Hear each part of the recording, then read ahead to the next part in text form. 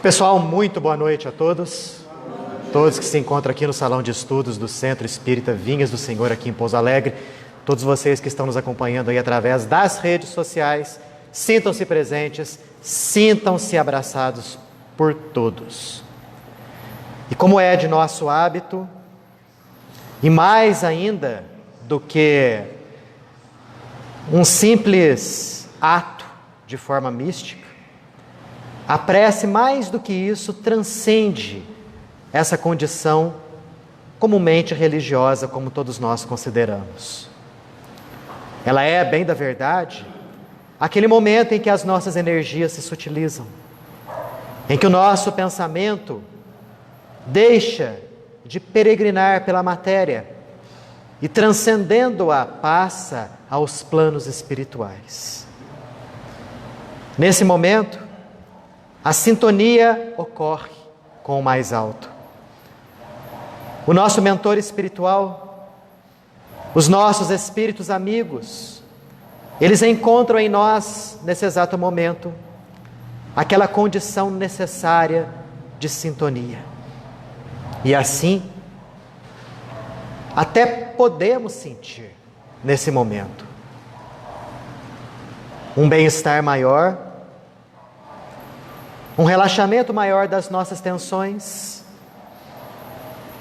E sem dúvida nenhuma, a nossa mente passa a ser um campo onde pensamentos mais elevados trafegam, onde as orientações provenientes do alto encontram em nós a necessária ressonância. E assim, nossos amigos espirituais nos dão as intuições necessárias, as orientações, os alentos, que nos fortalecem no desempenho das nossas funções, nas nossas tarefas do dia a dia. Hoje, especialmente, nós, buscando essa sintonia com Deus, pedimos a Ele que abra o nosso pensamento, que abra os nossos sentimentos, para que, conectado ao entendimento da lição, possa estar também presente o sentir dela. Porque de pouco vale termos um cérebro rico de conhecimentos, sendo que a conduta pouco se faz presente no que diz respeito à sintonia com aquilo que sabemos.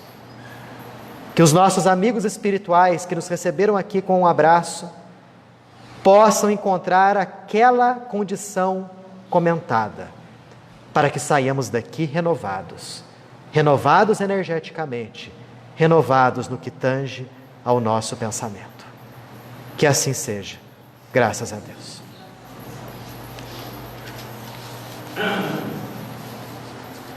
Pessoal, é o seguinte, dando continuidade ao estudo do Obras Póstumas, conforme aquilo que a gente já havia comentado na sexta-feira passada, vamos falar a respeito de um tema crucial para a nossa vida.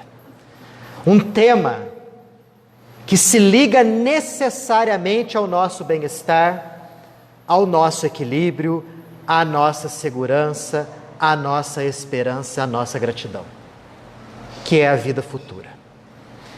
Reparem bem, só nesse livro aqui, nós já falamos algumas vezes a respeito desse tema.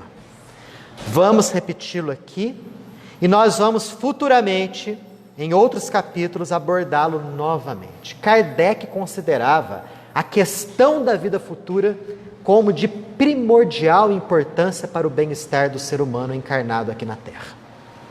Porque ele via ali como um motivo fortíssimo para o indivíduo se reformar intimamente, para que o indivíduo crescesse espiritualmente, com necessárias e imprescindíveis consequências sociais. Então, nesse capítulo, ele começa dizendo que boa parte das pessoas, isso que ele fala é verdade, aceita a existência de uma vida futura, de uma vida após a morte. Algumas com uma ideia mais nebulosa, nem tão nítida assim a respeito dessa existência de uma vida após a morte. outros com uma ideia mais palpável, até mais positiva. Mas enfim, isso é da maioria. A minoria não crê, não acredita. E dentro dessa minoria que não acredita, uma boa percentagem, e isso ele vai falar daqui a pouquinho, não crê, não acredita, não por convicção firme, mas por falta de coisa melhor. Daqui a pouquinho ele vai comentar mais acerca disso daí. Nesse capítulo ele nos diz que ele não vai demonstrar a realidade de uma vida futura, coisa que em outras obras ele já fez sobejamente. Mas aqui ele vai falar a respeito da influência dessa ideia, vida futura, sobre a nossa moralização e sobre a ordem social. Ok? Então, o capítulo inteiro aborda isso daí. Qual que é a influência dessa ideia em nós, na nossa melhoria, no nosso crescimento espiritual? E com consequentes repercussões na ordem social, na nossa sociedade. Perceberam a importância do assunto? Fala a respeito da nossa sociedade, do contexto onde nós vivemos, de uma sociedade onde existem inúmeras políticas por aí, várias ideologias, nós sabemos disso, tanto aqui no Brasil quanto lá no exterior, nos demais países. E será que essa simples ideia poderia revolucionar o planeta? Da maneira como Cristo enxergava o conceito de revolução? É o que Kardec se propõe a analisar aqui. E, abrindo aqui um parênteses, mais uma vez a gente dá espaço a todos para perguntarem, comentarem, darem as suas opiniões, desde que fiquem focados no assunto aqui que a gente está falando. Certinho? Então vamos lá. De início ele começa a analisar as consequências do nadismo. Já ouviram falar do nadismo? A própria palavra já fala, né? O que é o nadismo? É aquela ideia de que não existe nada depois da morte. É um materialismo, vamos dizer assim. Será que o fato do indivíduo ser materialista tem alguma relação com a sua moralização? Tem alguma relação com o modo como ele vai se comportar no meio social?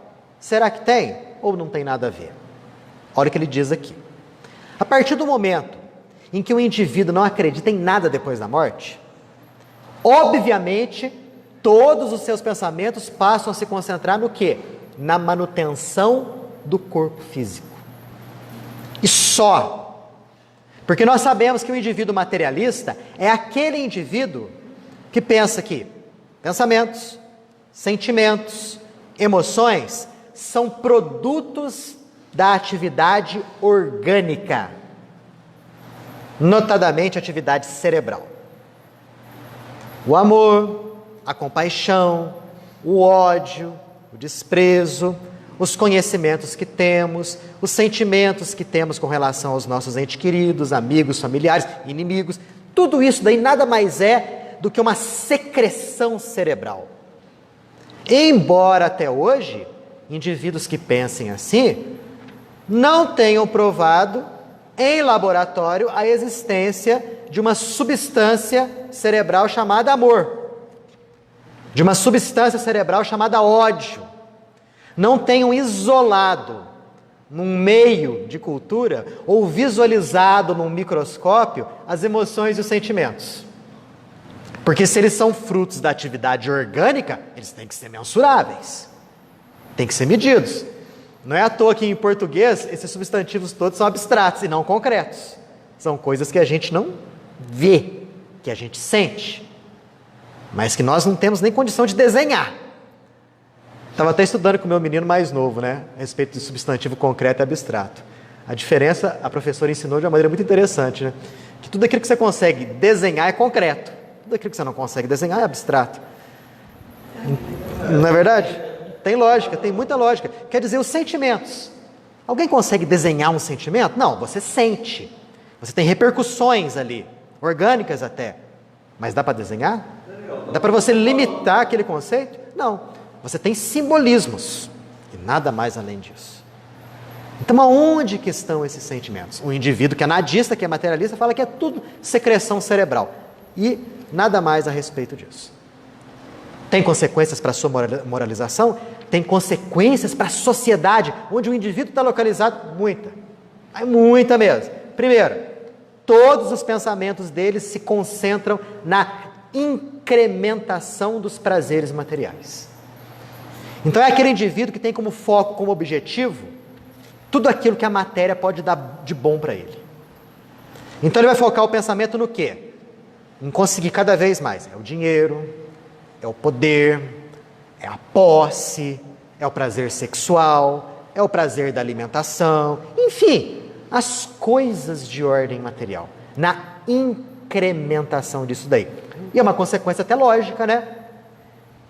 Se eu acredito que eu não sou nada além desse corpo, e se eu tenho, por motivo, me sentir bem, eu tenho que correr atrás daquilo que me faz bem. Então, aquilo que me faz bem é aquilo que é de ordem material. Beleza, o meu foco é isso aí. Então. E não sai daí. Automaticamente, Kardec até escreve aqui, pensamentos desse tipo são a consagração do egoísmo.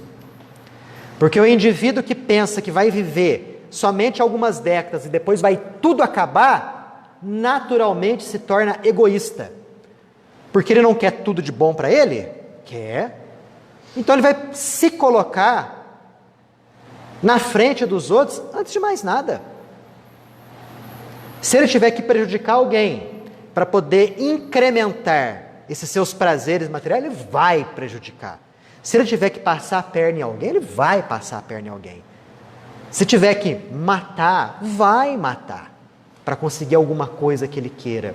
Porque o pensamento se concentra naturalmente na matéria, se concentra naturalmente nas coisas materiais. Então, a indiferença pelo semelhante é algo que ressalta, que salta aos olhos de alguém que tem essa conduta, esse pensamento materialista. Para que os sacrifícios? Para ajudar o semelhante. Esquecer de mim próprio, para poder, por exemplo, fazer uma sopa e distribuir para os mendigos? Para quê? Essa perda de tempo. À medida que os minutos vão passando, eu vou me encaminhando ao grande nada, ao grande vazio. Então eu não posso perder meu tempo em saciar a sede, a fome ou o frio de outras pessoas. Eu tenho que pensar em mim. Mesmo porque essas outras pessoas também vão morrer, vão para o grande vazio, assim como eu tenho que aproveitar a minha vida no máximo possível. Consagração do egoísmo. É assim que as pessoas agem? É assim que muitos agem. Para que eu me esforçar para crescer como pessoa? Para ter bons sentimentos, bons pensamentos, ter uma boa conduta na sociedade, ser um bom cidadão, um bom pai de família, um bom filho. Para que isso? Sendo que tanto o bom quanto o mal vão ter o mesmo destino, a mesma finalidade, para que eu vou me esforçar? Eu vou me sacrificar? De jeito nenhum. Eu vou dar vazão às minhas más tendências, aos meus maus pendores, aos meus maus instintos. É mais fácil, muito mais fácil. Todo mundo aqui sabe disso. Quando você se vê com algum defeito e tenta corrigi-lo, o esforço é muito grande. É muito grande. É muito mais fácil você deixar aquele defeito fluir. Não é muito mais fácil? Muito mais tranquilo. Mas só corrige o defeito aquele indivíduo que sabe que vai ter um benefício futuro, uma compensação lá. Caso contrário, se ele não tiver essa ideia, para que corrigir isso? De modo algum. Como ele diz aqui, ó, a consagração do egoísmo. A moral, que é aquela história do conhecimento do certo e do errado, do bem e do mal, passa a ser simplesmente um código imposto, que muda de local para local, que muda de tempo em tempo. A única coisa que manteria mais ou menos unida uma sociedade materialista seria a lei. A única coisa. A força da lei. e nada mais. Então essas consequências são terríveis para o indivíduo, para o seu crescimento espiritual e para a nossa sociedade. Até aqui, fala, Tânis. Essa guerra da Ucrânia, Sim. os líderes estão nesse pensamento. Olha, todo indivíduo que exerce as suas ações, que determina que os seus pensamentos sejam movidos com base em algo material desse montante, numa guerra, para conseguir território, para conseguir bens, para conseguir subjugar um povo, obviamente são pensamentos materialistas. Não tenha dúvida. Num mundo ajuizado, num mundo espiritualizado, as guerras não acontecem. Porque os indivíduos já têm ajustado dentro de si o conceito do certo e do errado, do bem e do mal. Muito bem assentados a ideia de consequência das ações. Algo que os indivíduos aqui da Terra, a maioria, ainda não tem. Então, o nosso nível espiritual ainda não é tão elevado assim, a ponto de que, em algumas circunstâncias, a guerra se fizer necessária. Está lá no Livro dos Espíritos até. Tamanho nosso grau ainda de pequena evolução espiritual. Infelizmente é assim que as coisas funcionam. Algo mais, gente? Continuando aqui, alguém pode estar pensando, nossa, mas eu conheço um sujeito que ele fala que não acredita em Deus, que ele é materialista, que não acredita em nada depois da morte, que essa história de alma, de espírito, para ele, bobagem. Mas ele é uma pessoa boa, ajuda os outros, ele é honesto, ele conscientemente não prejudica ninguém. Como entender a conduta dessa pessoa? Não é mesmo? É uma pergunta interessante essa.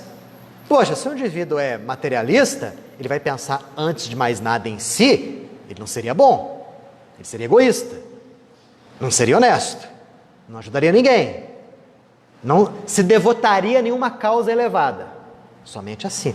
Mas como que existem pessoas que se dizem materialistas e são boas? Olha o que Kardec fala aqui, que entre esses, a esmagadora maioria, se não todos, são materialistas por falta de coisa melhor. Muitos querem se passar por fortes, inclusive. Eles raciocinam a religião e começam a comparar aquilo que foi pregado a eles, as imensas diferenças que acontecem na sociedade. Uns nascem ricos, outros pobres. Uns nascem com corpo perfeito, outros com corpo deformado. Uns com um pensamento e inteligência fantásticos, outros com dificuldade em aprender o alfabeto. Aí esse indivíduo começa a comparar isso com o conceito de Deus que foi passado a ele. Ele fala, poxa, mas que tipo de Deus é esse injusto, né? Que distribui de maneira tão irregular os bens e os dons.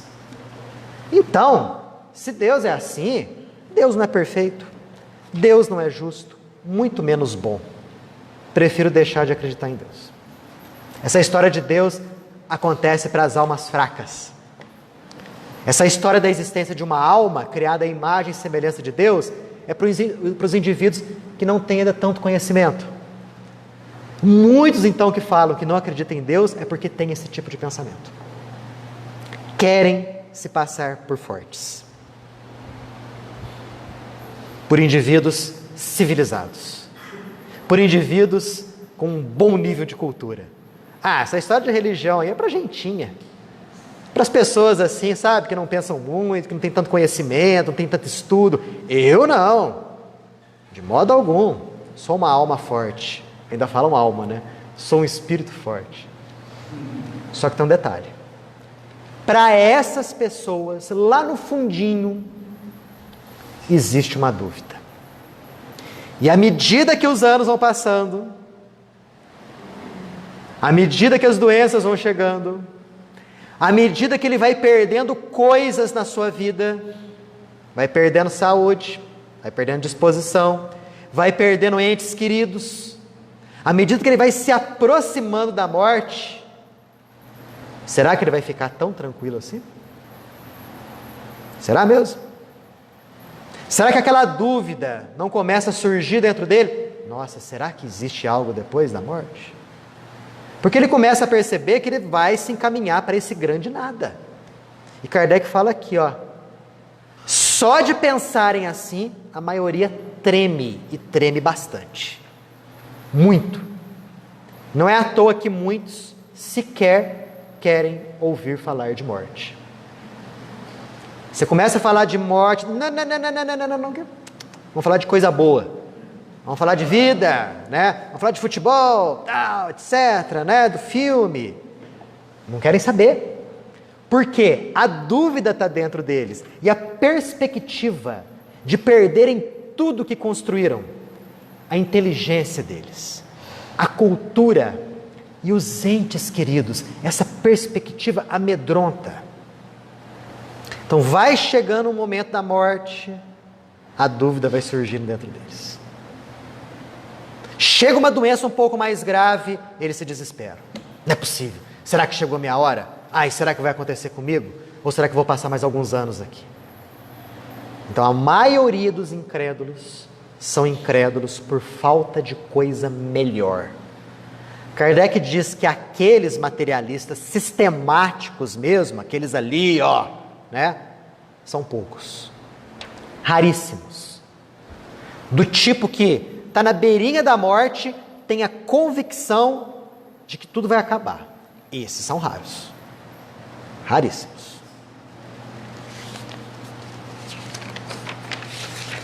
Mais alguma coisa? Sim. Esse pessoal que é muito materialista, assim, é que estudou muito Nietzsche. Porque Nietzsche, além de ser materialista, ele é depressivo. E era pessimista, né? Totalmente. Totalmente pessimista. E a pessoa que estuda muito o pensamento dele acaba chegando à conclusão que é isso mesmo. Então, por isso que muitos desses se autoconsideram como sendo gente forte.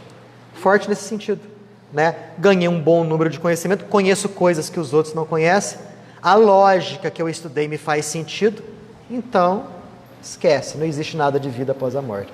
Mas que vida complicada que deve ser, né? Já pensou você viver sem esperança? Que dificuldade.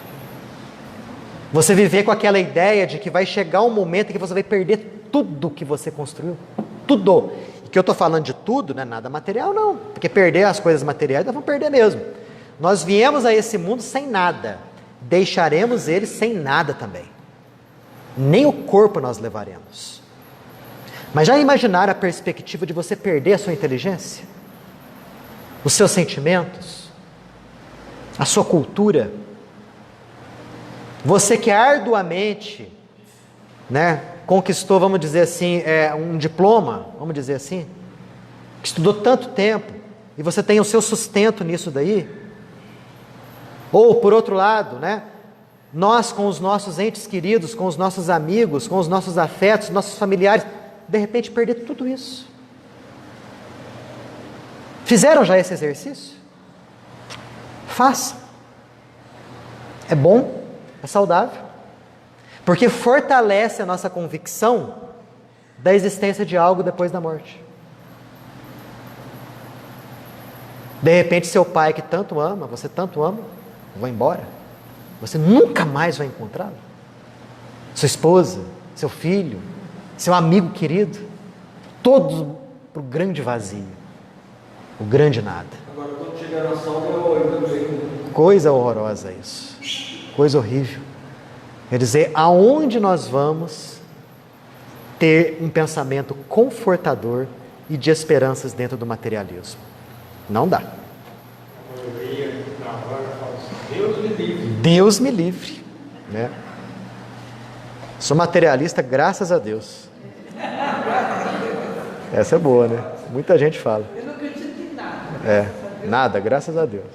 Ou seja, mas de onde que vem isso? Sabe de onde que vem isso? Vem de uma intuição latente que nós temos no futuro. Lá no fundinho, a esmagadora maioria, ou todos, tem essa intuição latente. Por isso que aqueles indivíduos que são chamados de materialistas e que não fazem o mal, são impedidos muitas vezes de fazer o mal. Porque lá no fundinho eles sabem que se fizer alguma coisa de ruim, vai ter consequência.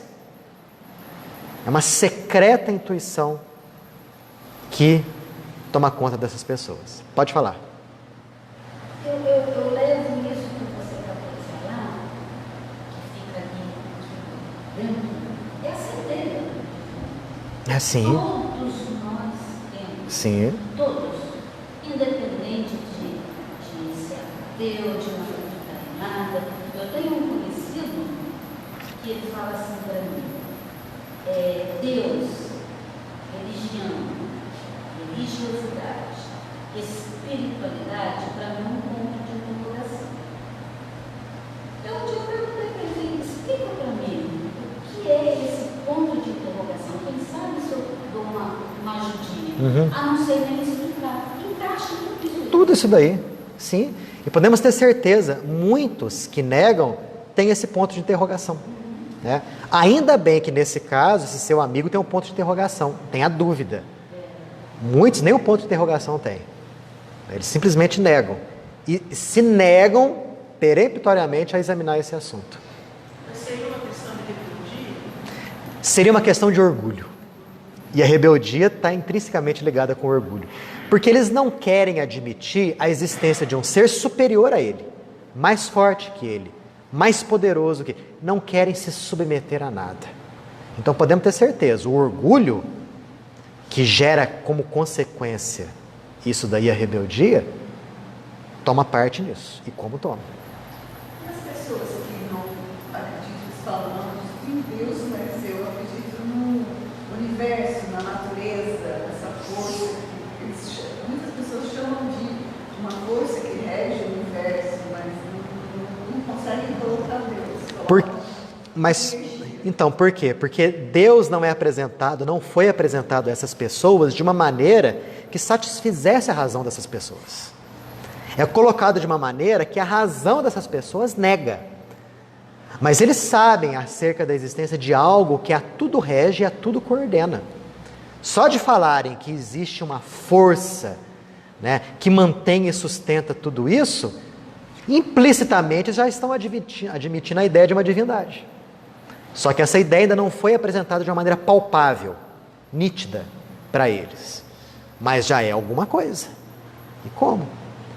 Daniel, eu imagino também que as pessoas que negam Deus, a religião e tudo, eles têm, no fundo da alma deles, aquela impressão do Deus da Idade Média, a religião da Idade Média, que às vezes sofreram muito na mão deles, então hoje eles não aceitam esse tipo de... Sim, isso acontece realmente em alguns casos, acontece sim, né?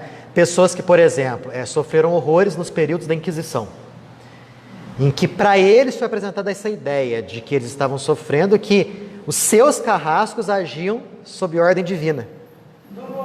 Isso introjeta. O indivíduo que sofreu esses horrores, aquilo lá fica introjetado. Se ele não soube resolver bem isso, ele traz nas vidas subsequentes, nas subsequentes existências, essa rebeldia, essa repulsa pela ideia de Jesus, de Deus ou de alguma religião.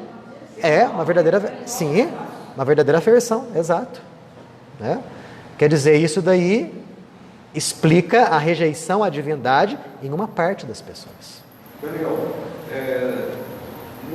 na Santa Inquisição, antes deles aplicarem, no momento que eles estão aplicando aquela punição ao herege, eles estão aplicando aquela punição em nome de Deus. Deus confiou a eles todo o poder de punir eles. Exato. Quer dizer,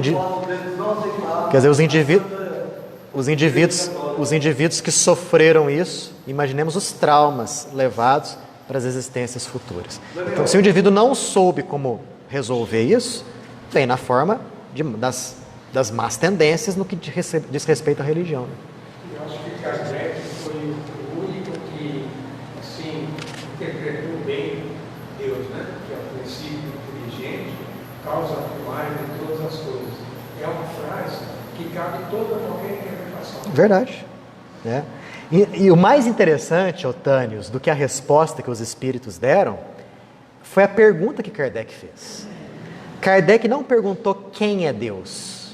Ele não usou quem. Ele perguntou que é Deus. Isso daí é muito interessante, porque quando você pergunta quem, automaticamente na sua mente se desenha a figura de um ser humano. Está personalizando. Ele não fala quem, é que é Deus. Os espíritos respondem, é a inteligência suprema. A inteligência universal, causa suprema de todas as coisas. Quer dizer, os próprios espíritos não individualizam a divindade. Por quê? Já estava numa época em que a humanidade já preparada para receber um conceito mais avançado de Deus. Não aquele Deus do Antigo Testamento, que nos foi apresentado como Deus raivoso, como Deus que passava o exército de Israel em revista, como Deus que mandava passar fio de espada todos os inimigos do povo judeu, Não é esse Deus, que naquela época, essa ideia de Deus para eles fazia total sentido. Para eles que eu falo, para nós, porque passamos por isso também. Hoje, a ideia é mais aprimorada. E não tenhamos dúvida, daqui a alguns poucos séculos, a ideia, o conceito que nós vamos ter de Deus vai ser diferente ou mais aprimorada, mais detalhada do conceito que nós temos hoje. Se os bons espíritos ainda não nos deram isso, é porque nós não temos ainda a condição de digerir esse alimento. Ok? Olha o que é mais que ele fala aqui, daquelas pessoas que se dizem materialistas e que não fazem mal. Ele fala uma coisa interessante. Alguns desses que se dizem materialistas e não fazem mal, não fazem porque eles prezam seu status social. Então é aquela pessoa da sociedade. É aquela pessoa que todo mundo conhece, que tem que manter uma certa postura, uma certa posição na sua sociedade. Eles não querem ser criticados. Tem medo do que os outros podem falar dele. Então eles evitam fazer o mal só por conta disso. Tem o verniz das virtudes, mas não tem as virtudes em si. Porque escondidinho, eles extravasam tudo aquilo de negativo que existe dentro deles. Escondidinho. Mas tem um outro porém. Essas pessoas que querem manter esse status, desse verniz social, são em pequeno número. A maior parte das pessoas que se diz materialista são aquelas pessoas que talvez não se preocupem com o que os outros vão pensar. E aí? Qual freio essas pessoas têm? Para elas colocarem para fora todas as suas más tendências, todas as suas paixões selvagens. Qual o freio que elas têm? Existe um único freio para essas pessoas, qual que é? Qual que é o único freio que essas pessoas têm? A lei. Só a força da lei. É o que contém. E mesmo assim, essas pessoas tentam de tudo quanto é modo driblar a lei. E se elas caem, e se elas são pegas, e se elas recebem uma multa, alguma pena ou algo do gênero, elas lamentam o azar de terem caído nas rédeas da lei. Não deu certo. Puxa, não deu certo. É aquela história. O código de trânsito. Se existe um código de trânsito, com as suas punições e tudo mais, é porque a esmagadora maioria das pessoas não segue as leis morais que estão dentro do coração. Mas elas temem a multa. Elas temem o ponto na carteira. Elas temem a prisão. Elas temem perder o carro. Então é isso que freia, a lei, a força da lei. Agora o indivíduo, espiritualizado, consciente, honesto, que sabe que não pode prejudicar o semelhante, porque o semelhante tem todo um contexto a ser vivido. E a gente pode até pensar da seguinte maneira: Não pode prejudicar o semelhante, porque no futuro ele mesmo vai ser prejudicado. Vamos pensar dessa forma. Esse indivíduo precisa da lei? Nem tanto, né? Nem tanto. Porque ele sabe que se ele dirigir numa velocidade extremamente elevada dentro da cidade, ele sabe que ele vai prejudicar as pessoas. Sabe? Então ele não está com medo da lei. É a consciência dele que acusa. Isso tem uma diferença crucial. Imaginem uma sociedade sem a força da lei, sem a força policial. Quando, por exemplo, as polícias civil e militar entram em greve, o que acontece com o número de assaltos? Não aumenta? Estupros, agressões, não aumenta? Pois é. Nós ainda necessitamos disso. Porque a nossa consciência ainda não está devidamente identificada com os conceitos libertadores do Evangelho. Uma sociedade plenamente cristianizada é uma sociedade onde não vai existir a polícia, não vai existir o exército. Nem países, talvez, né? Talvez não. Mas nós estamos falando de uma sociedade plenamente cristianizada. Não estou falando de uma sociedade onde isso é imposto por uma ideologia, que é bem diferente. É algo que vai fluir naturalmente do coração do indivíduo. E vai demorar. Não vai? Vai. Basta ver a nossa sociedade. Como está. Por enquanto, felizmente, e por determinação do alto, existe a força da lei. Chegará um momento que não vai ser mais necessário. Não vai ser. Sobre isso daqui, perguntas, dúvidas, considerações? Aqui no Brasil tem uma política, é um ponto assim, mais delicado, da força da lei. E aqui se você tiver dinheiro... Sim, claro, é lógico. Né? Aqui a gente fala de uma maneira assim, transcendental da lei, né? Aquela lei que deveria servir para todos. Né? Mas não é só aqui no Brasil, não. Em várias partes do mundo. Aqui o negócio é mais aprofundado. O problema é maior, né? Tem lugares que o sistema é mais bruto. Mais bruto, e tem outros lugares que funciona melhor. Vamos dizer assim. Mas como um todo, em termos de planeta Terra, nós ainda vamos demorar bastante para chegar naquele nível. Né? Eu lembro de uma historinha, não sei aonde que eu li, de um indivíduo que foi visitar um amigo dele, sueco. Foi lá na Suécia, visitar lá em Estocolmo. E esse amigo dele, sueco, levou ele para conhecer os lugares, os pontos turísticos da cidade, foram para o metrô. E o amigo dele levava um cartão. Passava o cartãozinho lá na catraca, e obviamente a catraca abria para ele poder entrar lá no metrô. E esse brasileiro, ele olhou ali do lado e viu que tinha uma catraca ali vazia, né? Onde não existia aquela barrinha. Né? Ele falou, mas para que serve aquilo ali? Aí o amigo dele explicou, serve para aquelas pessoas que não têm dinheiro. Então elas passam por ali. Nossa. E ele pensou o seguinte, poxa, mas peraí, e se o indivíduo tiver dinheiro e quiser passar por ali? Esse amigo dele assustou. Ele falou assim, mas por que ele faria um negócio desse? Isso é na Suíça? Suécia. Quer dizer, olha como é que é a nossa ainda mentalidade. Claro que nem todo brasileiro é assim, pelo amor de Deus, né?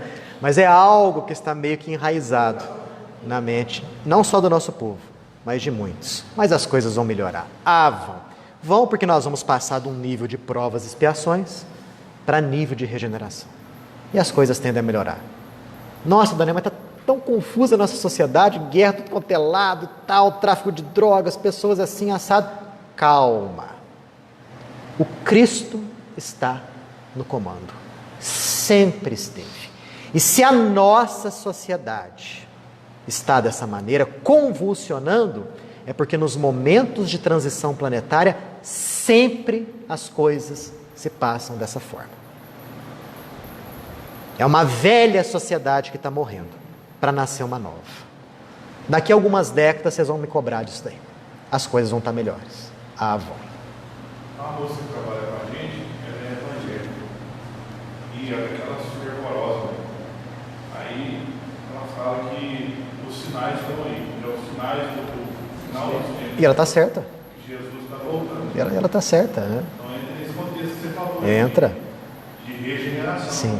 Embora, assim, a forma como ela pense não esteja muito ajustada ao que realmente está acontecendo, mas o fundo do pensamento é esse mesmo, né? Quando Jesus falou dos sinais dos tempos, e quando ouvires falar a respeito de guerras e rumores de guerras, quando vires sinais estranhos no céu, o que seriam esses sinais estranhos no céu que Jesus falava, hein? Será que ele já estava adiantando para a gente a ideia dos aviões, dos helicópteros, dos discos voadores, né? De coisas estranhas ali no céu? Vai saber. Foi visto um dia desse, falaram, né? Veio na reportagem, o disco voador. Ah, mas eles estão aqui desde há muito tempo, né? Os mísseis e tudo mais, são os tempos chegados. É verdade. E nós estamos vivendo em época apocalíptica. Sabe o último livro da Bíblia, o Apocalipse? Estamos imersos no Apocalipse. De cabeça, né? Por isso essa época de grande convulsão.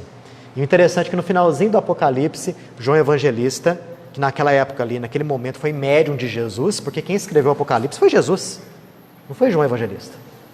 João foi médium de Jesus naquela época ali, naquele contexto, naquele momento. Lá no finalzinho, o que Jesus escreve para nós? A Jerusalém renovada.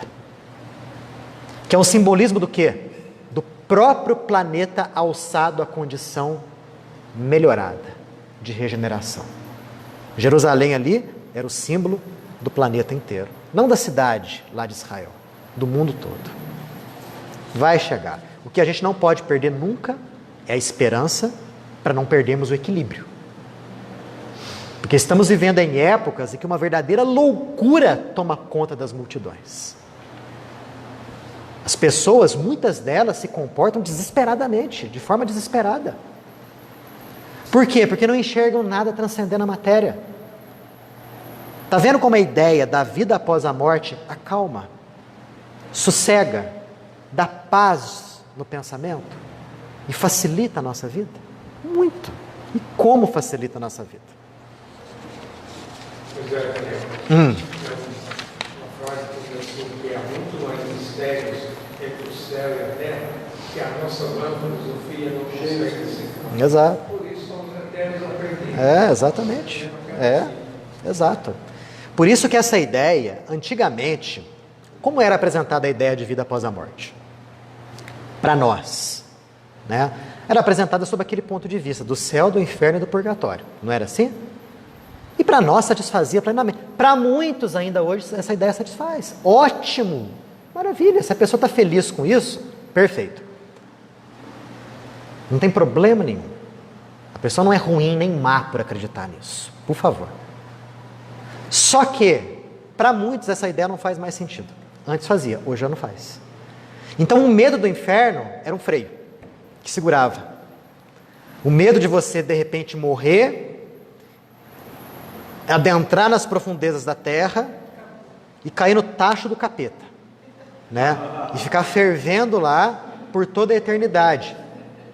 Sendo que os anjos erguiam as tampas fumegantes para ver os condenados se contorcendo. Para a gente, para nós, isso fazia sentido. E para muitos isso ainda faz sentido. Perfeito, não tem problema nenhum. Ótimo. Seja uma boa pessoa que está valendo em muito. Mas isso era freio para muitas pessoas. À medida que o espírito vai tendo uma noção melhor do que é a vida e vai raciocinando em termos disso, vai perguntando, poxa, mas peraí, onde diabos fica esse inferno? Perdoe o trocadilho. Onde fica o inferno? Porque a geologia analisou o fundo da terra e não encontrou o inferno. Aonde está o céu dos eleitos, que ficam contemplando a face de Deus por toda a eternidade?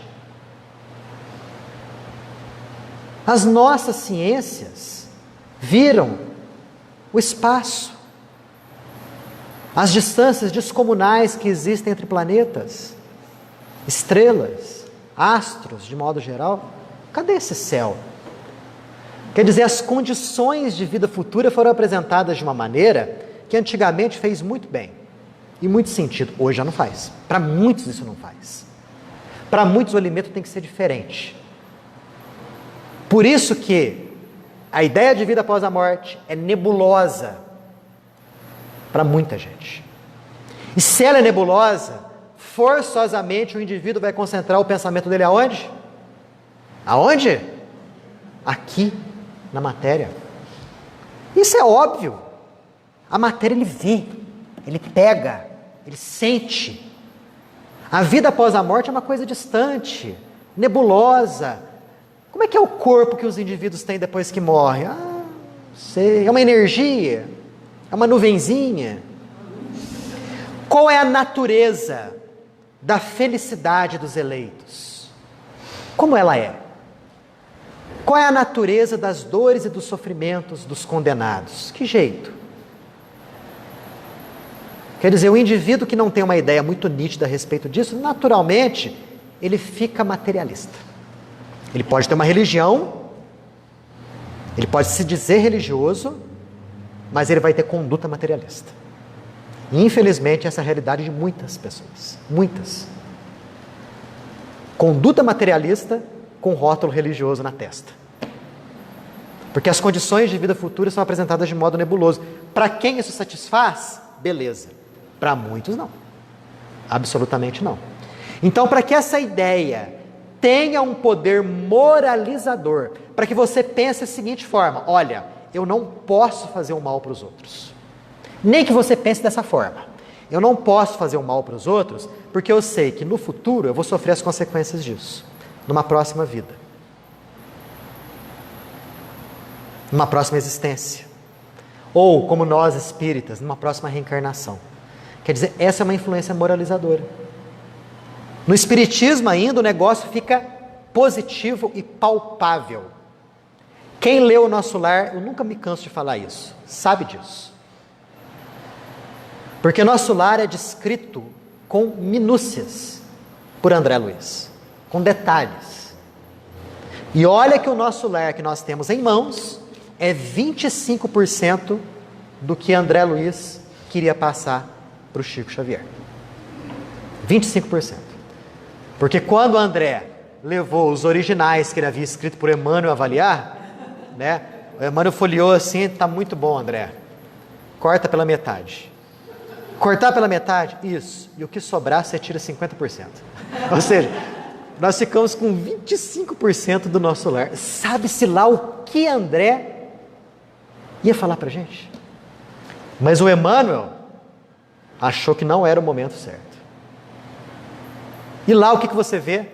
A ideia palpável da vida após a morte. Começa com André Luiz no umbral. Ele falando das roupas esfarrapadas dele.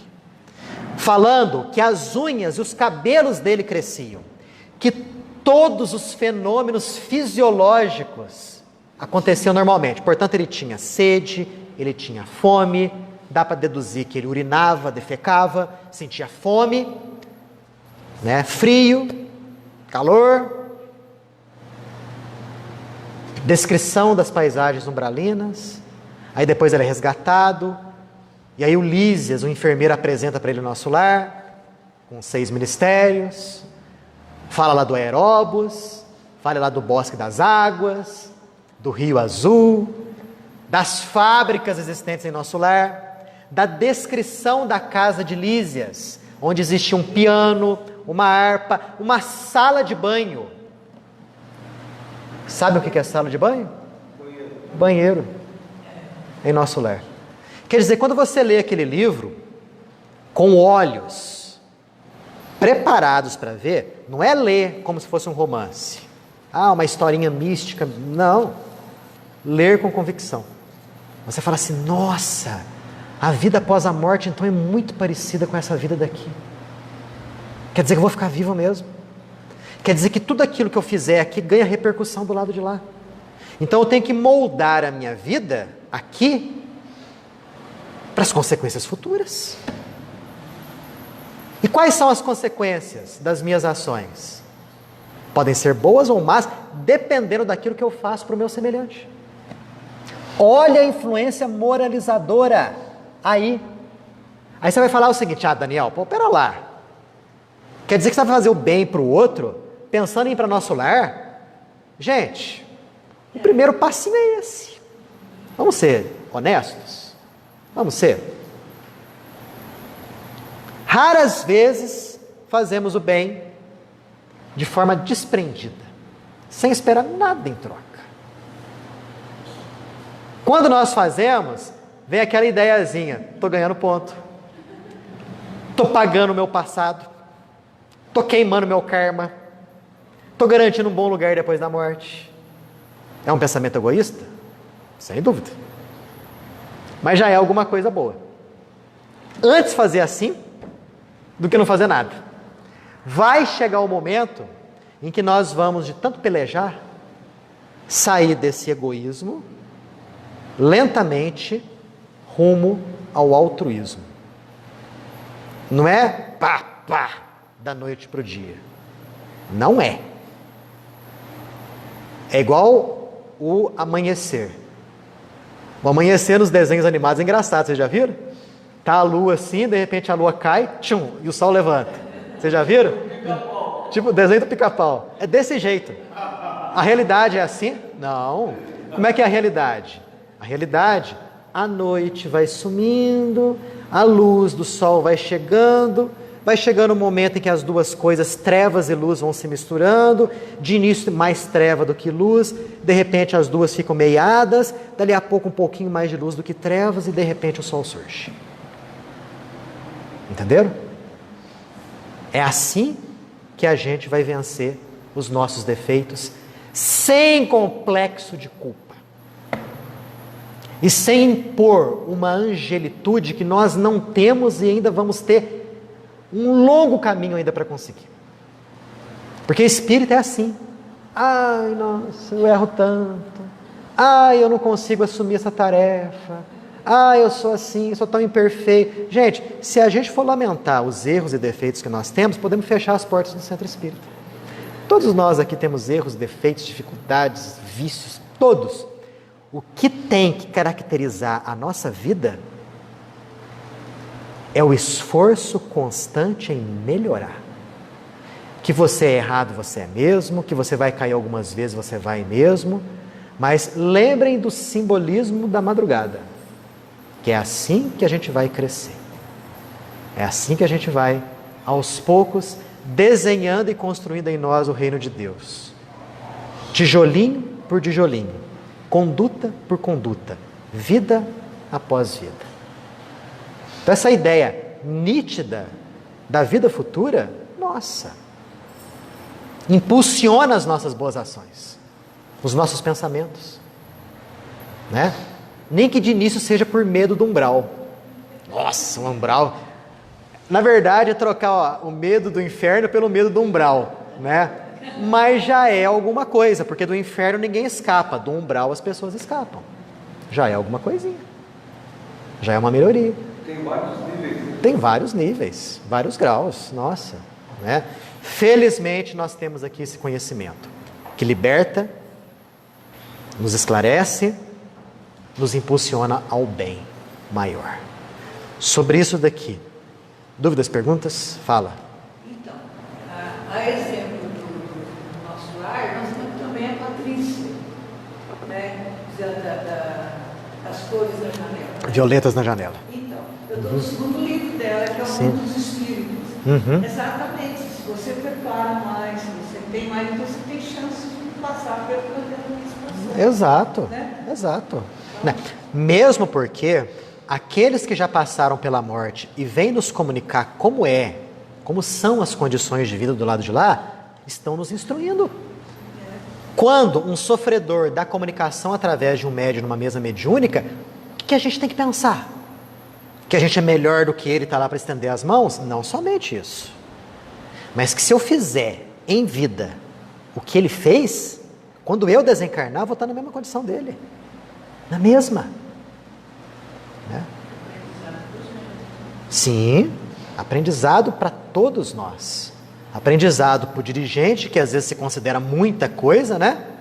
A última bolacha do pacote, tem dirigente espírita que é assim mesmo, que acha que é melhor, não é. Tem história interessante de um médium de uma cidadezinha do interior. Esse médium, ele fazia parte de uma reunião mediúnica de muitos anos. E de repente, um surto de obsessão começou naquela cidade. O número de obsediados subiu assim drasticamente. E esse médium, na cabeça dele surgiu a seguinte convicção: olha, há décadas atrás, 100 anos atrás, nessa cidade aqui morava um malfeitor terrível.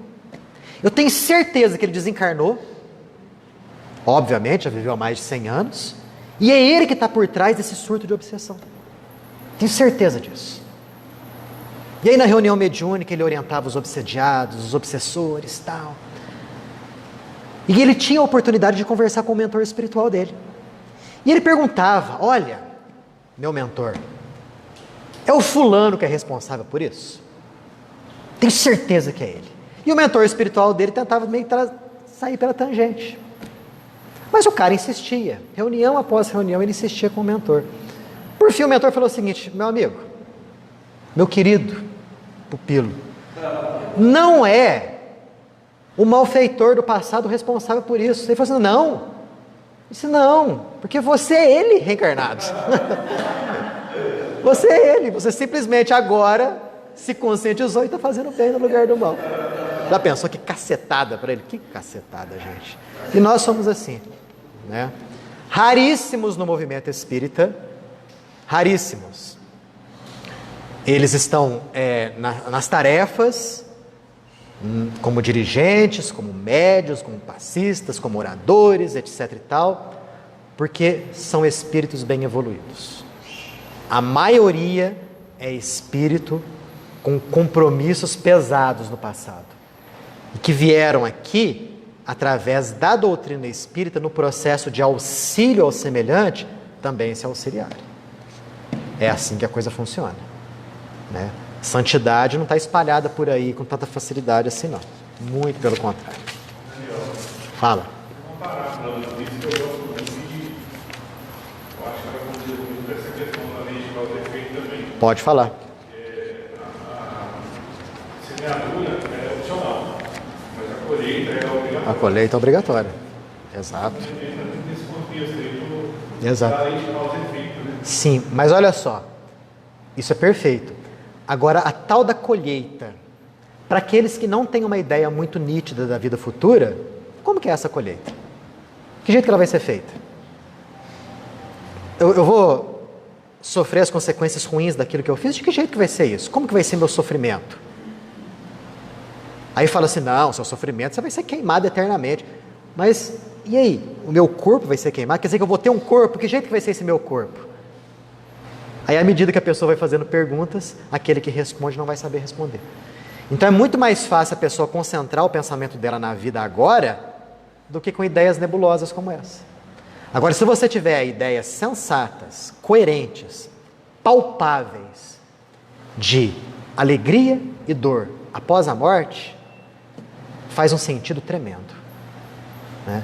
Que se eu prejudicar alguém aqui, eu posso ter certeza. Pode ser após a morte, numa outra existência. Eu vou ter que arcar com essas consequências. Não tenha dúvida. Se eu faço bem a alguém, tenho certeza. O bem que eu faço em algum momento é meu advogado em toda parte. Já dizia o Chico. Pode ser nessa vida, pode ser após ela, ou pode ser numa próxima existência. Ok? Ó, semana que vem. Ih, né? Bom, hein? As expiações coletivas. Karma coletivo. Sabe quando cai um avião, 250 pessoas morrem? Sabe quando um país está em guerra e está sofrendo horrores? Expiações coletivas. Só o Espiritismo nos mostra o porquê disso daí. E muito bem explicado. Terremoto, tsunami, aquele tsunami que teve alguns anos atrás na Indonésia, né? 200 mil. Brumadinho, expiações coletivas, né?